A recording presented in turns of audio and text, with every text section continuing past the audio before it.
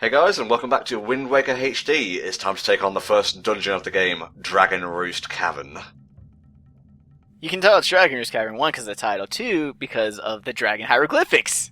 Very Eastern dragons as well. Valu looks nothing like that. It's not even the same color because Valu was red and these ones are green, so maybe these were in commemoration of like an earlier great dragon? Because it can't have been Valoon this entire time, could it? Well, it depends on how old he is. There's very ancient creatures in this game, not to give anything away. But I kind of have to address a sort of like personal elephant in the room, in that I feel that Wind Waker's dungeons are probably some of the weaker 3D ones in the series. They're like very simplistic, the puzzles aren't really all that hard, and apart from looking kind of nice, they don't really offer the kind of challenge you'd find in maybe even Ocarina of Time, but it doesn't really detract from the experience for me. It's just something I thought I needed to point out.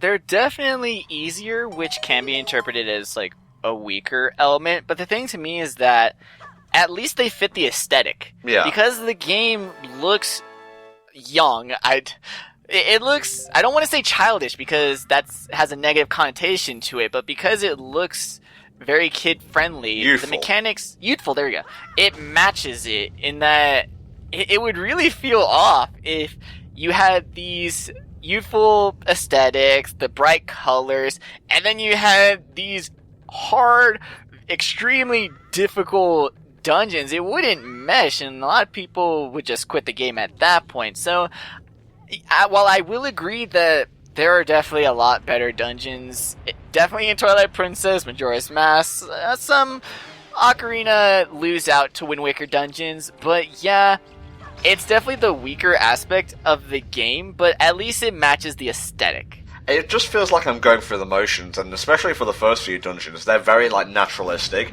They don't feel like labyrinths designed to, test you and all this, but I feel I'm being a little bit petty here. I don't dislike them, per se. I always enjoy going through them. Yeah. It's just that, Majora had stuff like, I don't want to use Great Bay Temple as a positive, but, it tested me, at least, and also Stone Tower, although it's kind of unfair to compare anything to that, especially the first dungeon to the last dungeon of another game. I like how you're trying to be like, oh, I don't want to use this as a positive, but they were difficult, and they were games that made me use my brain. Those are positives, bro. Embrace that. Well, you know how people feel about the Great Bay Temple, but that's neither here nor there. First appearance of the Chews, radically different to the ones in earlier games. They kind of draw a bit of inspiration from the electro things in Link's Awakening. These ones you can just hit with your sword. Their big deal is that you can collect an item called Chew Jelly from them later on, which will be used for potions and the like, but honestly, there's an item in this game that far outclass any potion. So, no point. They're just there to be lots of different colors and for people to hunt the really rare ones. You know what I missed in Twilight Princess? It was the ability to, pick up enemy weapons. Was that actually part of the game, or am I just, completely forgetting about it?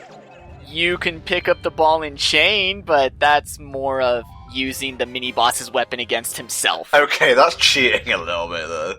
Hey, you asked, and it's technically an answer. If I didn't mention it, someone in the comments would have. It's just like picking up the Bokoblins sort of cleavers, picking up the Dark Nuts, like a Berserker swords, or even the Moblin spears. It just gives you, that little bit extra bit of depth to the combat, and you have the parry system, and honestly, it comes together to make what I think is the best 3D combat in a Zelda game. Yeah, it helps with the combat, but it also helps with the enemies themselves. I mean, yeah, they're given a lot more personality with silly faces, with quirky designs, but also, having their weapons, too. Makes them a bit more recognizable. I mean, it's not all that big. Fighting an enemy, you should be able to recognize their weapon, but at the same time, say you're fighting an enemy with the weapon you like, then you'll be like, oh man, I want to get his weapon. I can use it.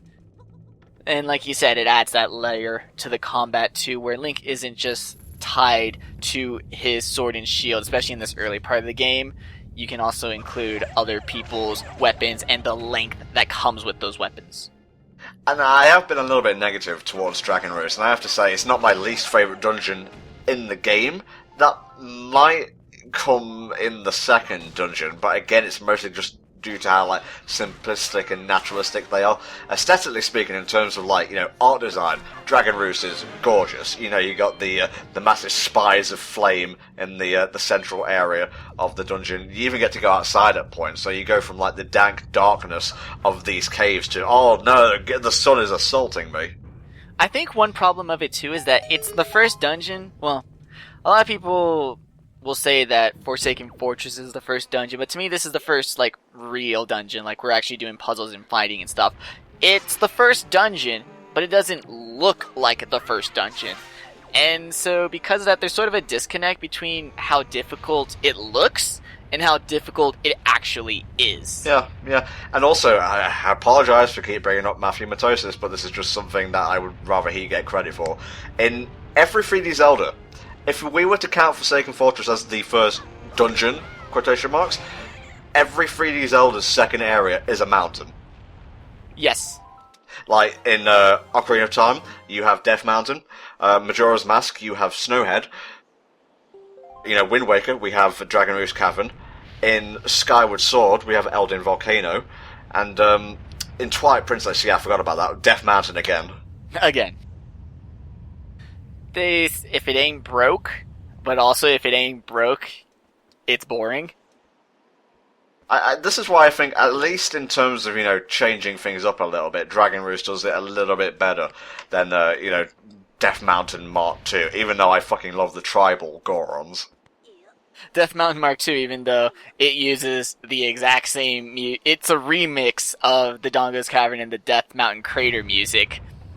And there's even Dodongos on the wall. Like, we did see those green dragons, but there's also Dodongo pictures on the wall. So it's heavily implied to the point of being confirmed that Dragon Roost Cavern is the remains of Death Mountain. Or at least the very tippy tops of it. I just wanted to show this off. This is probably, like, the easiest puzzle in any Zelda game ever. It's one you cannot fail. It would have been weird if you could, and then you had to leave the room to reset the blocks. Although, that might be a little too hardcore for gamers. I'm sorry. That's being a bit judgmental, King of Red Lions. Or, as I will be referring to him henceforth, Coral. Huh? Korl. Coral. Still not getting it. King of Red Lions. Oh, okay, sorry. Fits in with the sea theme, I guess. Yeah, now he gets it. The compass didn't really get too much of an overhaul. I do like how they very well could have just copy-pasted, but the needle has, you know, that Wind Waker touch to it. What a whiff. But where's the punish? Well, if you, like, get side blasted by the rats, they can steal your monies. They're filthy thieving rats. The King of Red Lions, he has a very strong opinion of most of the enemies. It's kind of funny because he's so lighthearted. He's always laughing, but when you actually read some of the lines he says about the enemies, he has no sympathy for enemies. For the moblins, the rats, none of them. He doesn't give a shit. What's funny is that, like, interjection right there from him, that's a rarity. He very rarely, if ever, like, interrupts you. And I like that too, but, you know, for some people, that puts Coral off to the side as like, oh, well, you talk to Midna more often. It's like, well, you can talk to Coral just as much as you talk to Midna. It's just that he's less intrusive. So you're damned if you do, damned if you don't, because Midna gets complained about being too intrusive. So it just goes to show that a partner character, a great partner character, is very difficult to design, and I'm pretty sure they will never find the perfect balance, because there's always going to be someone complaining. Well, there's tons of different Zelda fans, and I think it's kind of unfair to say that every Zelda fan wants this, or every Zelda fan wants that. You know, there's people who like the DS games, there's people who like Adventure of Link. I've never really cared for the 2D style of gameplay, but whatever, you know. I am a fucking pleb who can't beat that game, so... Yeah, well, I mean, we emphasize that enough here in our commentaries, with you having more of a 3D background and me having more of a 2D background, and favoring the elements that come from those two sides. Yeah. But it's It's always a shame that because something hasn't pleased everyone, some disregard it as hated. And then, of course, that just gets thrown into the Zelda cycle where doesn't the new exist. Zelda No, it doesn't exist. It's not as bad as like the Sonic cycle, but it exists. It's out there. I don't believe that at all. If that was the case, then Phantom Hourglass would have become much more loved after Spirit Tracks came out. And regardless of what you may hear, I think a lot of people dig Spirit Tracks, if only for the fact that it shook things up a bit. I dig Spirit Tracks because it's actually, like, they took the mistakes they made of Phantom Hourglass and fixed them. They really corrected a lot of what they thought would have been an okay DS mechanic, and they're like, wow, you know, it didn't actually turn out all that well in physical form, so let's fix it. Also, you know, the dungeons are better, the items are more inventive. I like the train mechanic, sorry. One negative that will probably be brought up, you know, countless times when we actually get around to that game is, of course, the Spirit Flute, or whatever its proper name was. Whistle into it / blow less hard. I noticed that seems to be a problem with most people, is they try to blow full blast into the mic, and you're actually overloading the sensor, so you get no response. You want to, like, barely blow any air into the mic. Is my advice. I'm giving you tips for games that we're not even playing on screen. We'll get to that. We've already picked out our Zelda games for next year, but I suppose we could slot another one in here or there, so stay tuned. This ladder is funny because in order to get to this side of the mountain, you actually store opening a treasure chest at the very beginning because it messes with Link's hitbox. So you can actually climb the mountain, like you just walk up the side of Dragon Roost Mountain to get to the second floor.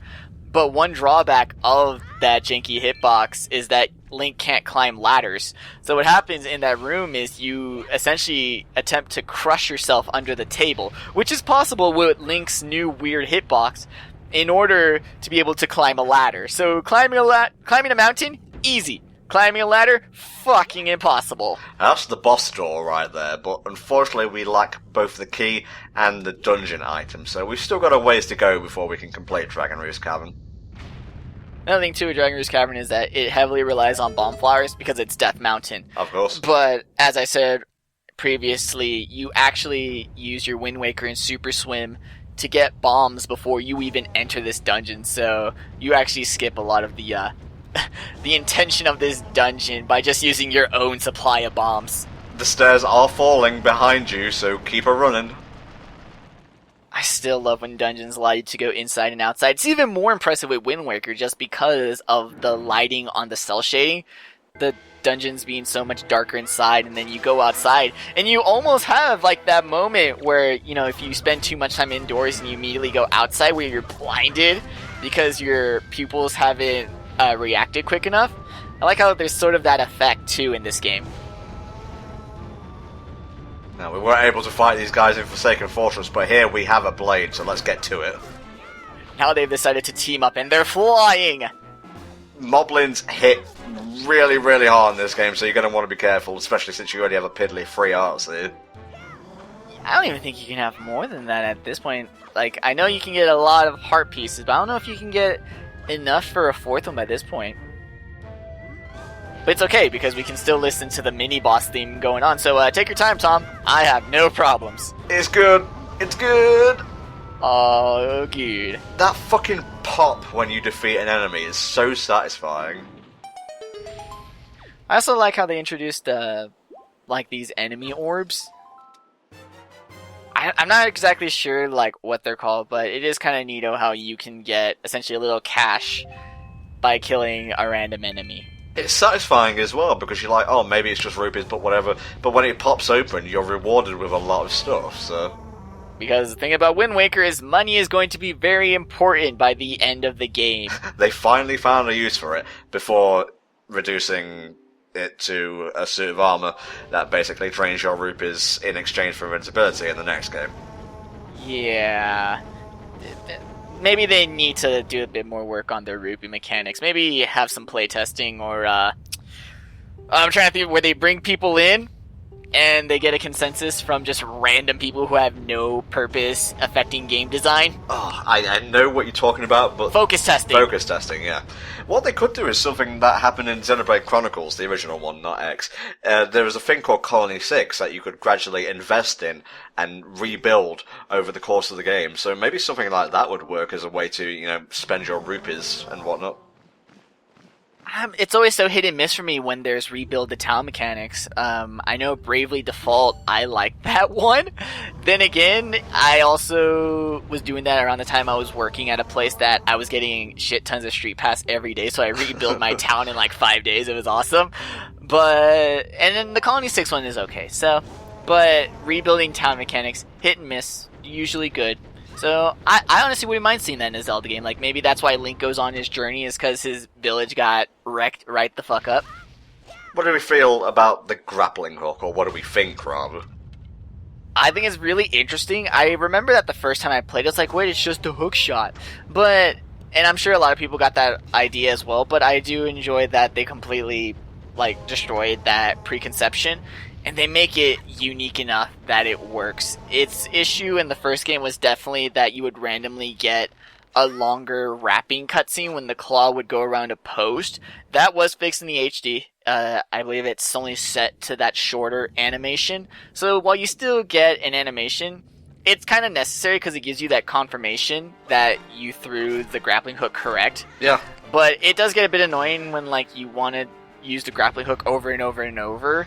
But at least now it's just limited to the short variation of that cutscene. Well, actually, before I discuss other properties of the grappling hook, they kind of did a similar thing with the Wind Waker itself. Whenever, and this is something that Ocarina and Majora did as well, so, Wind Waker, the original, wasn't, solely guilty of this, but whenever you played a song with the Wind Waker, you'd see you'd do the button impresses yourself, and then it would show you those button impresses again.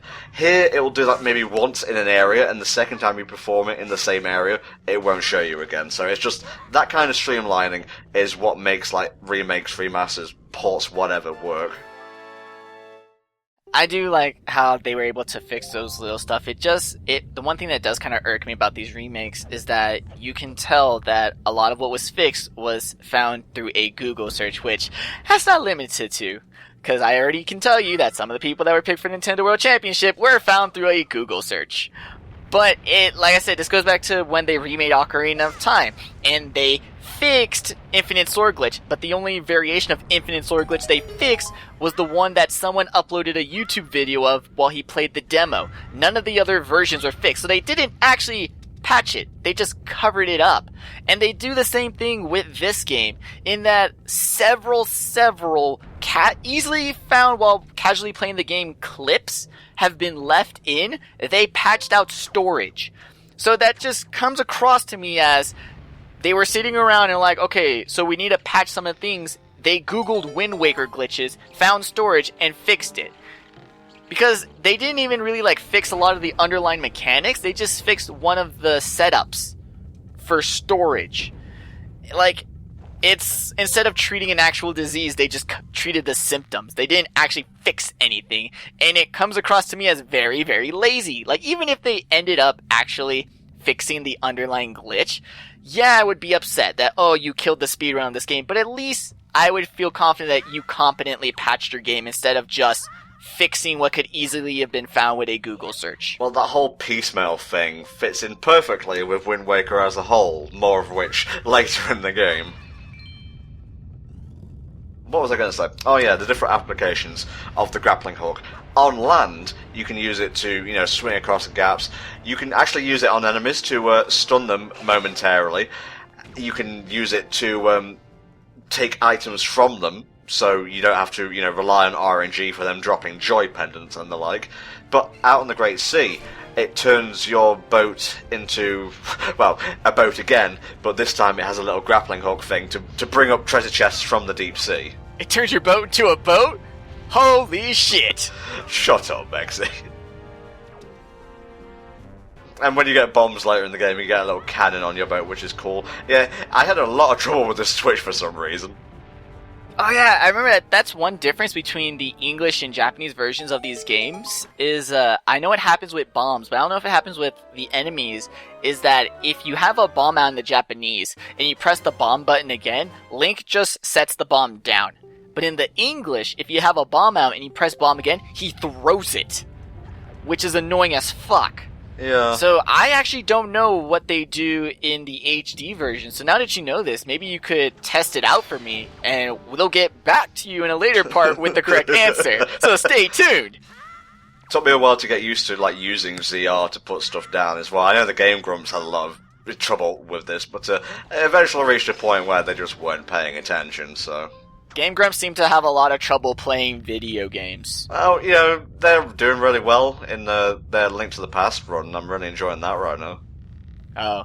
Well, isn't that a game that he actually likes and isn't just doing because of money? Well, Danny's playing it, which is a nice change of pace, because he very rarely plays anything nowadays.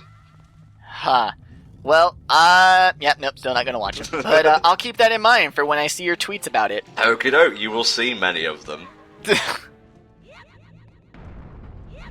Lava Effect is so good. I really do like how some things will look better when you just don't go photorealistic, because I don't think I would want to see them try like this lava with, because I don't want to say, oh, I don't want to see lava in the GameCube, because we saw lava in the GameCube, we saw it in Twilight Princess, but I mean, seeing them attempt it with the knowledge of the knowledge they had of the GameCube's technology back when they made this, because this was pretty early in the GameCube, so they wouldn't have known too well on how to actually get the lava to work.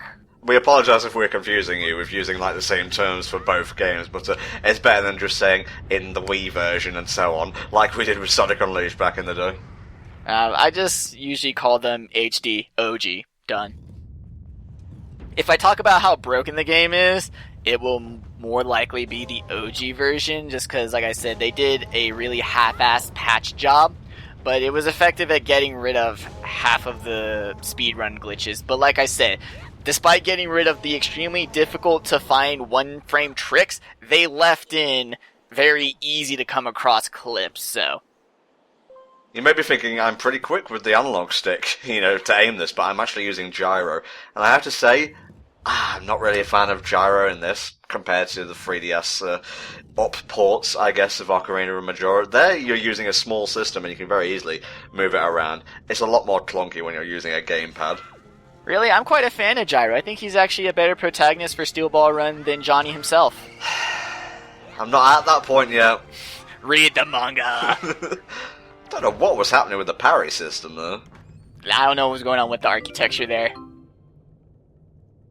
Knight's Crest, if you want to collect enough of those, you can get yourself an upgrade for a sword technique. I think it was probably one of the few optional prizes I got for collecting a whole bunch of shit. Because there's one, I believe it's the Joy Pendants, that you better be stocking up on those, because you can't miss that. Spread joy to the world. All you have to do is just look into Toon Link's eyes, and you'll be filled with enough joy. Look into this fairy's eyes. Can you see any joy there? Nothing but doom and gloom, as he knows his life has ended. Okay, Maxie, boss time. Yeah, what do you think of the Wind Waker lock, though? We always like discuss these things, but I like it. It's pretty cool. Those convey, especially, like, what were the finer details they put effort into. And I like that it's an eyeball. Maybe sort of future references to Bloom. Maybe. This scene in the visual game was one of the standout bits of animation of that generation. Maybe I'm overblowing it, but it fucking blew me away. It's thrown into every fucking, like, compilation whenever they want people to remember the GameCube, so I'm gonna have to agree with you there. Like Wind Waker, Rogue Squadron 2, I want to say Luigi's Mansion, but maybe like Super Mario Sunshine is a better example. Yeah, Thousand Year Door, they always show at least some little clip from there. Mario Luigi Paper Jumps coming out! I too am excited for that game. Sorry, I got a little bit too hyped there. Back to the boss fight, though. I do remember that the first time I ever played this, I could not figure out for the life of me that I had to grapple onto Valu's tail. Like, even though they show a little scene, it just... I guess it was because Goma kept getting in the way. So I was like, do I grapple its eye? Do I grapple its claws? Like, I was so focused on the boss itself and where to grapple onto it that I didn't even conceive, oh, yeah, the tail, oops. I love how you have to literally bring the ceiling down to crack its armor before you can attack its eye properly. Also, why doesn't the entirety of Valoo fall through? Does his tail just, like, super stretch all the way down to the bottom of the boss? I guess so. He's a big frigger, mate.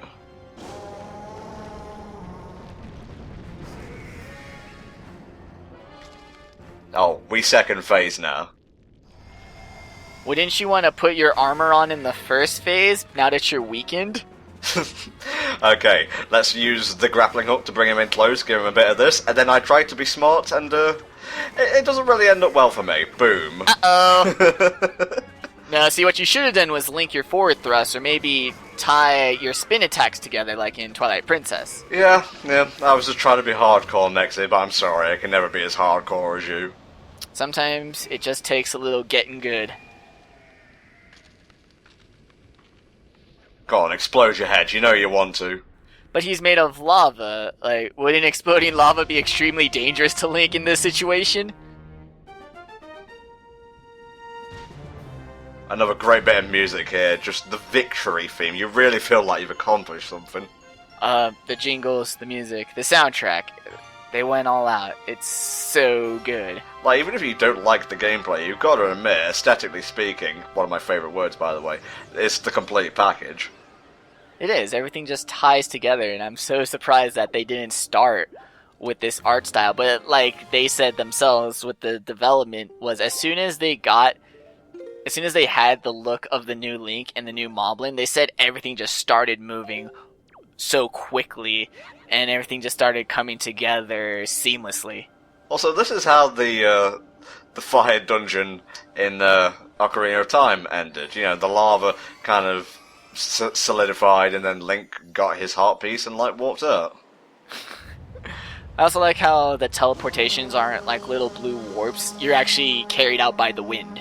I was referring to Dodongo's Cavern, not the Fire Temple, by the way. Oh, see, I was like, are you sure? Although, the fact that there can be confusion like that should give less credit to the creativity to that game.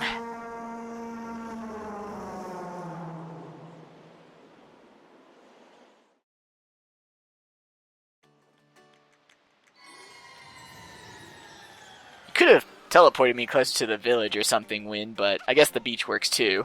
The wind works in mysterious ways, mate.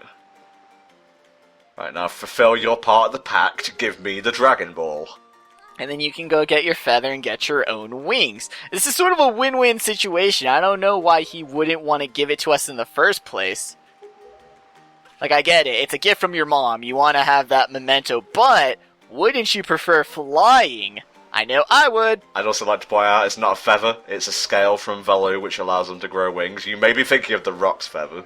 Yeah, that would have been a better reference. Now, if you are playing the second run-through of the game, all this ancient Hylian speak will be translated. So yeah, so I guess Valoo could be the OG dragon, like, since all the way back in Hyrule, but then who is the green dragon painted all over the walls? Let it go, Mexi. It's just a little bit of an artistic flourish. No, man, I can totally make a channel on videos about stupid shit like this and get viewers, and then all I have to say is, it's a theory. I'm gonna hold my tongue there, I think. Yeah, you should. That sentence had enough spite in by itself. Alright, we'll be seeing Medley later in the game, but for the time being, sayonara, Medley the Rito, and we'll see you guys next time.